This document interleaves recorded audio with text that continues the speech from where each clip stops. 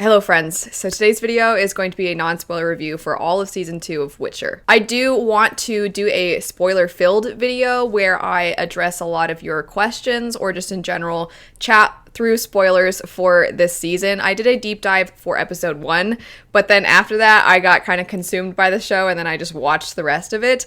But there are so many spoiler things I would love to talk about, and I want to make sure I address a lot of the things that you want to talk about. So over on my community tab, I have a post that you can leave your questions on, and I'll try to get around to as many of them as possible. Sticking with non-spoiler aspects of the season for today though, I'm going to be breaking up all of the aspects of this show into categories. So we have pacing, characterization, sets, all those different things. I'll have timestamps down below, so if you want to jump to any specifics, you can. The number one thing that I think, regardless of whether you're a book fan, a video game fan, or just watching the show, the number one thing that I think that the show still could have had improvements on, and I think overall was the weakest aspect, was the pacing. I thought the pacing in season 1, it was a decision that they made to try to adapt the mixed timeline that you have in the books. So I don't know that I can say that season 1's pacing was bad. It was just a bold decision that was or wasn't going to work for a lot of people.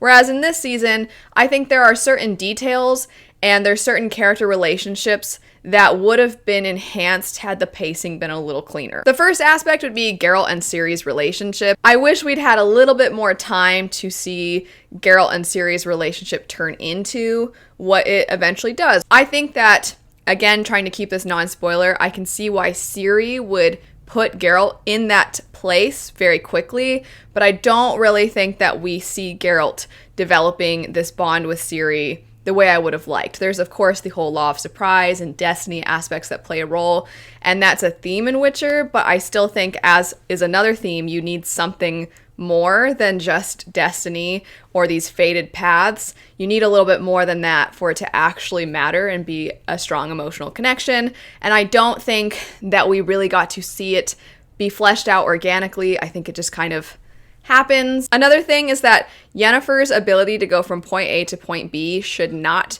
be efficient, and yet it is. In this season, we see her going wherever she needs to go or wants to go very quickly, even though there is something that should be hindering her ability to do so, and that sort of made it seem like a lot of time must have passed. But we really only get one indication of a great deal of time passing, and then after that, anytime we need her to be in a new location, she just appears there, which to some degree I kind of respect, because I don't know that I just need Yennefer to be off in the middle of nowhere for a while, so we're kind of skipping past her traveling, but it also made it just a tiny bit confusing as to how much time was passing, or sometimes it would imply that a lot of time was passing, but then something else would make it seem like not that much time had passed.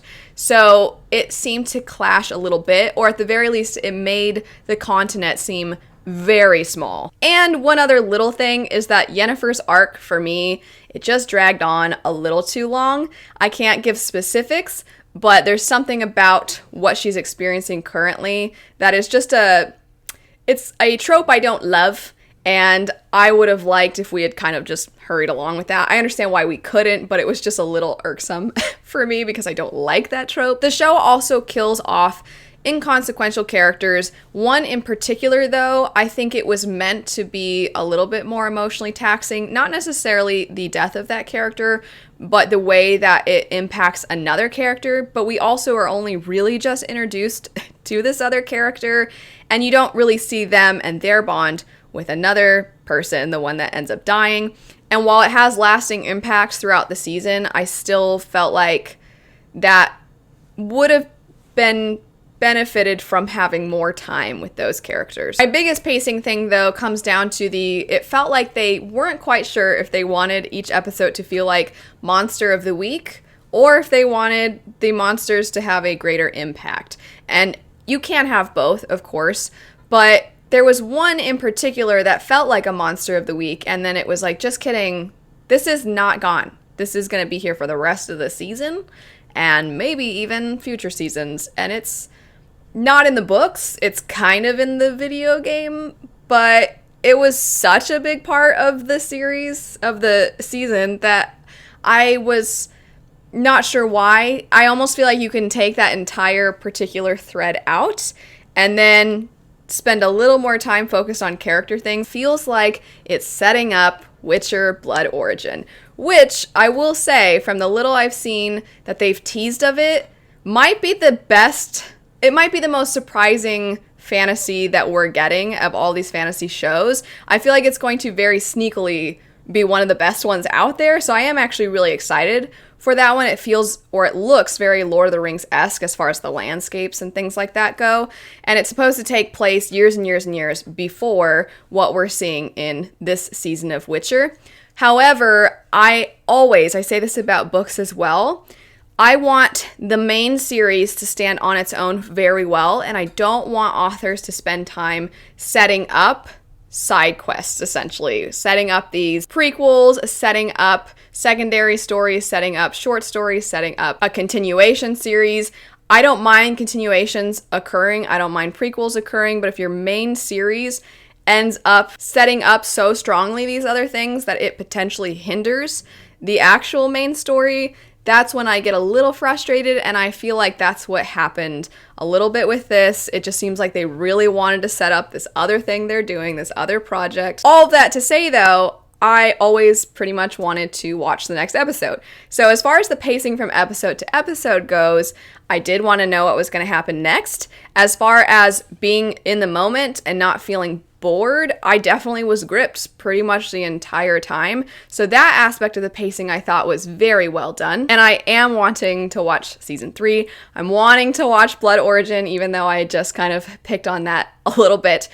But I think that there were certain things within the episodes that felt a little clunky because of pacing. The next thing I want to jump into, and the thing that I think is going to be very hit or miss for a lot of people, but I ended up really liking it, was the tone that they had for this season. I think that with any new fantasy adaptation, they kind of have to find their footing, especially because everybody always goes, is this the new Game of Thrones? And so they want to establish their own story and their own tone and what they're about, but I think it's hard to find your footing. And I think they found their footing in this season. However, I can see other people not liking it. The footing that I think they found is that it's grim and dark fairy tale like.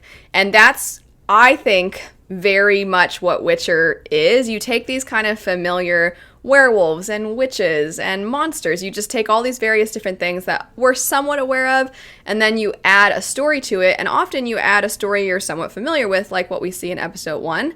You add that in, and then you make it really bleak. And also you add a lot of gray morality or just plain villainous people to the story, but maybe they're not villainous at first, or maybe they're not villainous now, but they've done horrible things in the past. And so you have all of these questions that come up of what is right, what is wrong, and then are people actually worse than monsters? Are we monsters ourselves? You have all of these questions that arise. And I think by embracing this tone, that other aspects worked really well. One being that I think they ended up having a lot of horror elements in the show, but horror sort of mixed with campiness, which I think suits a certain kind of fantasy fan. But the horror elements, I think you can see this very much with how they utilize different camera angles or getting really close in a character's face. Also, some of what I call the fantasy filter, I think they turned that up to the nth degree. It was really intense sometimes, but they went hard, and they basically, I think, were like, this is what we're about, so we're going to put all of ourselves into this, instead of it being here and there, because when it's here and there, it starts to feel kind of strange, but when you're like, oh, this is what they're doing, you can definitely dislike it, but I at least appreciate that they, I think, stuck to something. And I kind of liked it. I definitely dug it. I think in season 1, whenever they would have hints of something horror-esque, that was one of my favorite parts. It ended up being one of the things I liked the most. So I like that they leaned into that a lot more in this season. However, I also think that they embraced some of, like I said, the campiness. And there's a couple scenes in particular, one that it's very much making fun of itself. And I always like when something can make fun of itself. It's a specific scene involving a bard and a dock worker, and it's talking about the songs that the bard sings. However, it's very clear that it's actually talking about its own first season.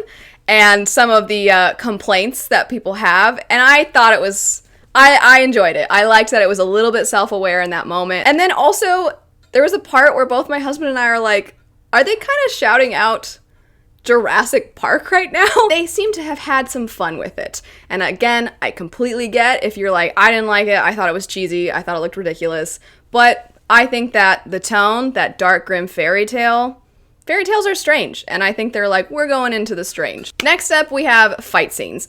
I am very picky when it comes to fight scenes, as a lot of Wheel of Time fans have discovered and gotten very mad at me over. But either way, I was a little underwhelmed with the action scenes in this particular season. We got a couple that I was really enjoying in season 1, and I wanted more of that. And I never feel like we really got more of that in season 1. I was hoping we'd get more of it in season 2, but I thought some of the fight scenes were a little repetitive. You see Geralt using the signs of Ard, and to my great shame, I don't actually know how to pronounce the shield one, but I'm Quen, I think. Anyway, so you see him use those all the time, and it almost looked exactly the same whenever he would use Ard, which is the air one.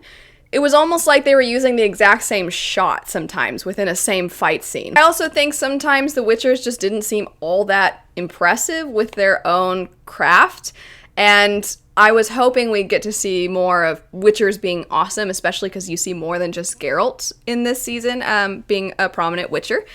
But we really didn't. We saw a lot of Witchers struggling, and it made them seem a little less professional. What I think ended up being the best fight of the season was one in a temple. There's one moment where I was like, I've never seen anybody do that before, and it was really gross, but it was kind of awesome at the same time, where Geralt did use Ard, which I was like, here he goes again. But then when the person came back to him, based off of the angle they were at, I was like, oh my gosh, okay, that was pretty cool. So they did some unique things in that fight, but I just think that we could have seen a little bit more variety, and I would have liked if maybe because there were so many monsters in this season, I wish we could have seen more of the Witchers being awesome. Speaking of monsters, I very briefly want to touch on them. I think that there was an improvement with some of the monsters and how they looked in this season versus season 1, but I also think that there was one in particular that, to put it bluntly, I just didn't think looked good. If you're wondering which one, it has to do with Ciri kind of being bait and then Geralt jumping over, and I liked conceptually what they did there, but I just thought it was one of those moments where I'm like, that looked really fake. So that was unfortunate. There was also a time when a monster kind of went flying, and it didn't quite affect the forest around it like it probably should have if something huge had just been knocked toward a bunch of trees. But with the amount of monsters that they showed in this season, I think most of them looked pretty cool. Some actually I thought looked really good. So it was a little bit inconsistent, but for a show that's about a monster hunter, I think that they've got a tough road ahead of them trying to show all of these things, and they're doing pretty good. Not blowing my mind, but also I wasn't upset every time a monster came on screen. The next point would be characters and character relationships. I touched on quite a bit character relationships already in discussing the pacing. So just to reiterate, there were some character relationships I wanted to care more about, and honestly didn't. Even if certain characters had died, it almost was one of those, I know it would be sad for this other character over here, but I don't know how sad I would be, unless the actor just had the best performance, then maybe. But conceptually, I just felt like some of the character relationships were a little lackluster. Now, there were other characters that I don't care that much about. Within the Witcher books, within the video games, there are other characters that do show up, and I'm like, but they added so much to those characters, and I was surprised how invested I was in their plot lines. One specific character was Fringilla. For the longest time, I was sitting thinking, why are we spending so much time with Fringilla? I actually think it was a smart decision because this particular character is very involved with the politics of another country. In the books, Andrzej Sapkowski has a habit of showing you scenes with people you do not know, you have no idea who these characters are, and they're all talking about basically their political maneuverings and their scheming, and you're like, I don't know what's happening right now. And it'll last a while. And then you won't see those characters again. But what happens with those characters affects our main characters, so it's kind of important, but it's just kind of also not the most engaging form of storytelling. In a visual medium, it's a lot easier to be like, oh, that's that guy. So I do think that it works a little bit easier, but I think the show decided we're gonna put a little bit more into some of these other plot lines so that you, as the viewer, I think it creates a level of suspense and fear for your main characters because you're seeing what's going on with these other characters, and then you're seeing what's going on over in this country, and then you're seeing what the sorcerers and sorceresses are doing, and you're like, oh no, but isn't that where they are over here? And so I actually really liked how they executed that. So props to making me care about a character I didn't think I'd care about and a situation I didn't think I would be all that invested in. But when it comes to our main characters like Geralt and Yennefer, I think these characters are a little different than they are in the books, which is okay, but if you're a huge purist when it comes to adaptations, I can see it being frustrating.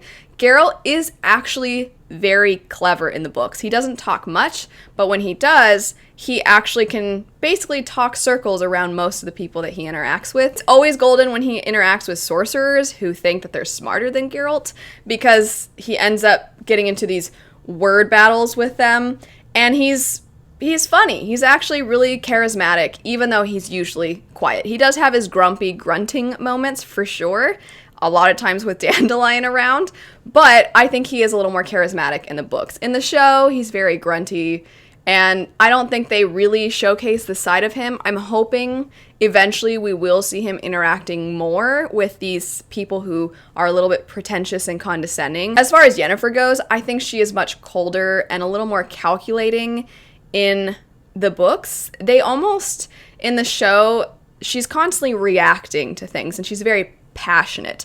And I think she's passionate in the books, but it's more internal, and she closes the passion off to most people, and then she is kind of just this beautiful, mysterious sorceress woman, and I kind of wish we'd gotten a little more of that. I do think both these actors are performing the characters very well based off of how the show seems to want their characters to be. I think their performances are great. I just think the characters aren't exactly the same, which is often what you're going to have in an adaptation. I think that the way they've adapted Ciri, though, is perfect. I know other people will disagree with me on that, but I think that she is a little naive right now, and she also is being exposed to so much brutality that you can see it shaping her. You can see this fierceness in her, and it's not just this haughtiness that comes from being a royal. There's something more to her, and I'm glad that we're seeing that. A couple other characters that you don't see very much,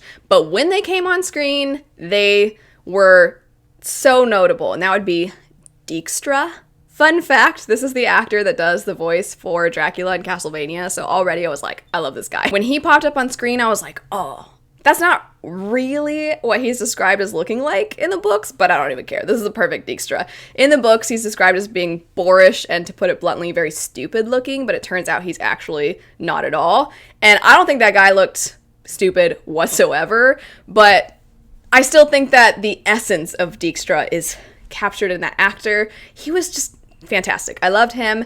I don't know how to pronounce this other character's name, apologies, but Rience was appropriately creepy, appropriately mysterious, appropriately just popping up out of nowhere to cause trouble.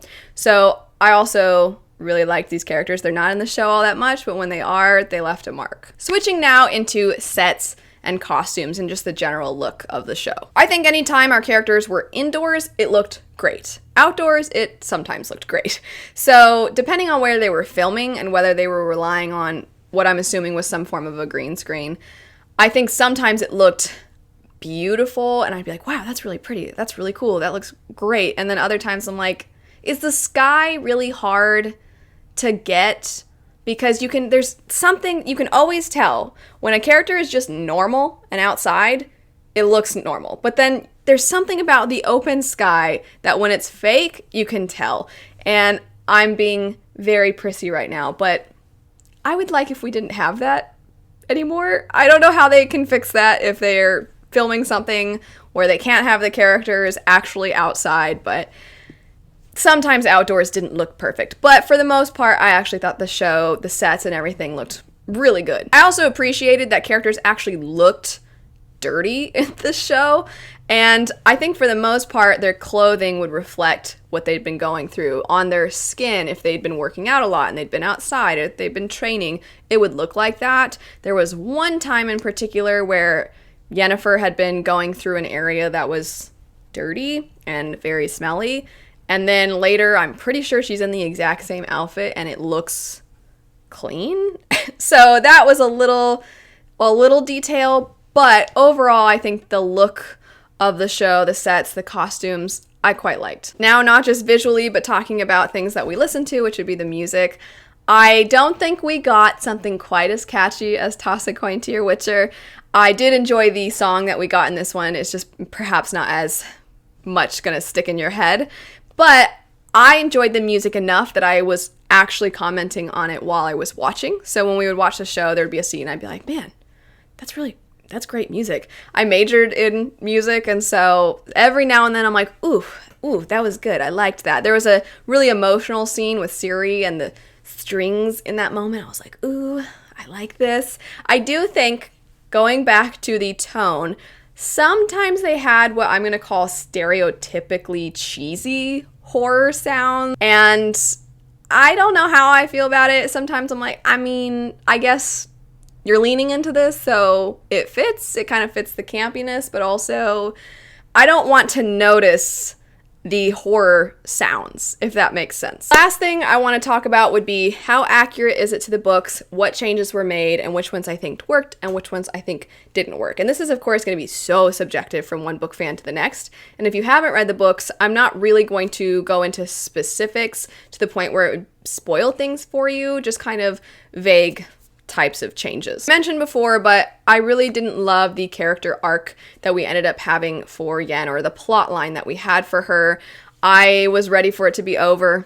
Already kind of touched on that though. Ciri and where she is in this season and who she's surrounded by and the sorts of training that she's experiencing, very accurate to the books, and I liked it. I liked how they adapted it in the show, and I don't think you have to have read the books to enjoy that particular element. It doesn't feel like, well, it was in the book, so we have to have it here. I think it made a lot of sense, and I thought it was done exceptionally well. There's an aspect to the show with Ciri's powers and monoliths that was interesting.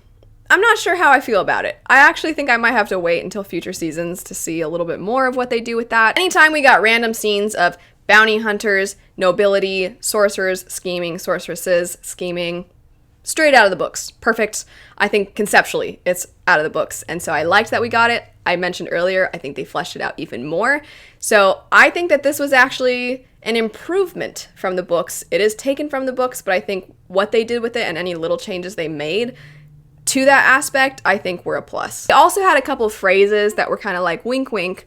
We know the source material that I appreciated. For example, they mentioned something called a question of price. They said it's not a question of price, it's a matter of cost.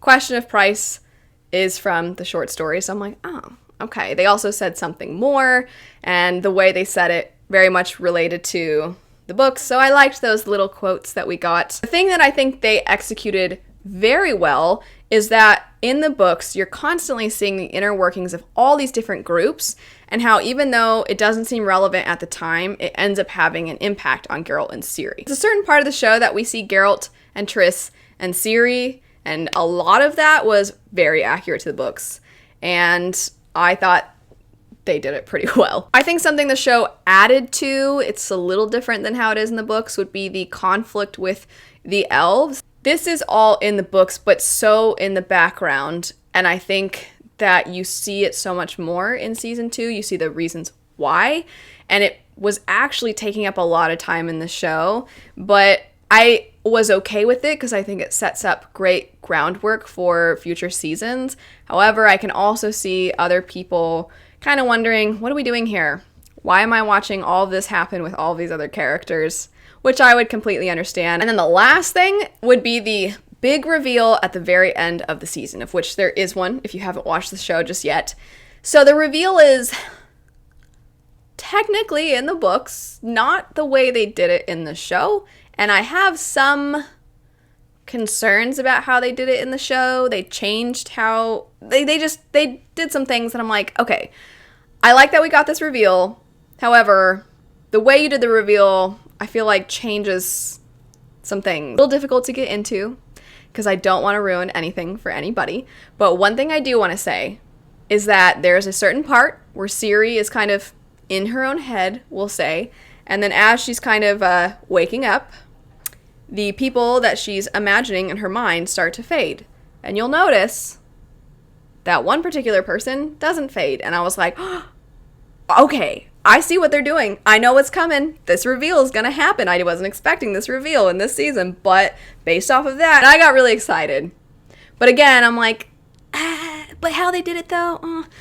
So we'll see with the next season. I was enjoying this season quite a lot for a lot of it. The end of episode 7 I had such a bitter taste in my mouth. I was in a dramatic mood internally. I was like, why? Why would they do this to me? Huh? Why? They were doing a great job. I actually really like it. And then they had to throw this in. And what is this? I don't like it. I don't think episode 8 is going to save it for me. And then episode 8 actually did. I think it redeemed itself. But I still don't know why they put that plot in. Overall, I enjoyed this season. I enjoyed it significantly more than season 1. It has done its job in making me excited for season 3. I don't like the way it did its job in getting me excited for Blood Origin, but it did technically get me excited for Blood Origin. I think that as a book fan, there were so many things they adapted that it was just exciting to see those characters and those plot lines come to life. But as I have said numerous times, there really was, I think, maybe a few too many additional plot lines that there's already so much going on in Witcher. I don't know if we needed those. I'm also really enjoying the tone and the style that they've gone for. I like that they've leaned in and embraced it. If I have some hopes for the future seasons, one, this is the most spoiled hope, but I don't want at any point to go, ugh, that didn't look good.